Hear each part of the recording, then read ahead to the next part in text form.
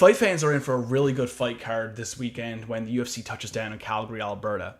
There are a good few quality tilts on this one, but at the very top of the card, we have a co-main event and a main event featuring elite talents in the game. The main event being a rematch between Dustin Poirier and Eddie Alvarez. A fight that is essentially a redo since the last time they met, the fight ended in a no contest when Alvarez landed knees to Poirier that were deemed illegal as the diamond was grounded at the time. Which was a complete shame because the fight was going as you'd expect it might when you consider the two types of fighters these guys are. It was all-out action that came to a premature finish, but the good news is that we're going to get to see it again. The fact that both fighters have rattled off wins since the last time they met makes the fact that they're meeting again more special than it would have been if they had done an immediate rematch. I'm a fan of how the UFC ended up booking them again at this stage. But as awesome as that main event is, it's the co-main event that I've got my eye on. Jose Aldo versus Jeremy Stephens has all the makings for an incredible fight. It's a fight I can envision going any number of ways. Both guys are striking-based fighters. Aldo with the very technical Muay Thai. He's a guy that has mostly impressed me with the way he changes speeds with the strikes.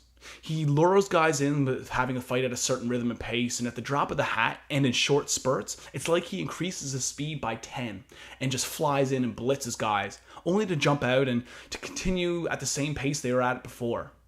I'm also a huge fan of Aldo's striking because in true Muay Thai fashion, a high percentage of the time his combinations end with a big powerful kick to the outside of the thigh or ribs.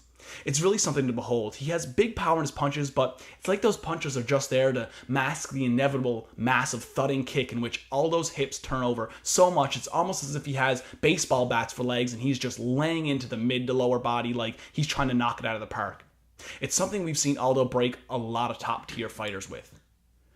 But speaking of powerful striking, Jeremy Stephens is and has been for a long time one of the scariest fighters on the roster, since 2007 actually. And no, you didn't hear me wrong, I said 2007. Though just 32 years old, Stephens has been fighting and knocking people out in the UFC since he was just 21 years old, dating all the way back to UFC 71, a fight in which the main event was Chuck Liddell versus Rampage Jackson.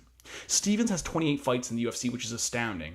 It's one thing to make it in the UFC, but staying there is the hard part. The longevity that Stephens has had in his career is very rare in this sport, and the amazing thing is that after all the success he's had in the past, he really seems to be coming into his own these past couple of years. For me, his best attributes are his granite chin and his devastating knockout power. He isn't a big kicker, he's primarily boxing based and has great technique and accuracy, but his power is so big it supersedes all those other great qualities. If you want to see one of the greatest uppercuts ever landed, go back and watch Stephens versus former lightweight champion RDA. Little Heathen packs major power. Jose Aldo versus Jeremy Stephens is very intriguing. Although Aldo has the more decorated career, as between 2009 and 2015 he was king of the featherweight division, Stephens actually has 12 more professional fights than the former featherweight champion. Although Aldo has a good bit less cage time than Stephens, it's almost as if he's more weathered than his foe. Perhaps the weight of the crown all those years took its toll.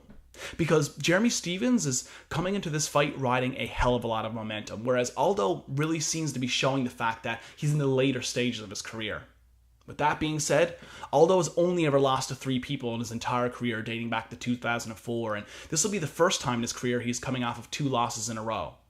So I suppose it depends on which Jose Aldo shows up. We've seen a few different versions of him in the past, whereas Stephens is more or less always the same. A complete dump truck that will come forward, put himself in harm's way to land that one big kill shot. Stylistically, I feel the fight favors Aldo, but my gut tells me Jeremy Stephens will win this fight and move into the title picture. But we are a few days away from this fight, and this is the kind of bout that I'm going to go back and forth on right up until the walkout. So I'm going to reserve judgment as far as my pick goes, but if everything goes as it should, this fight will produce flames in Calgary.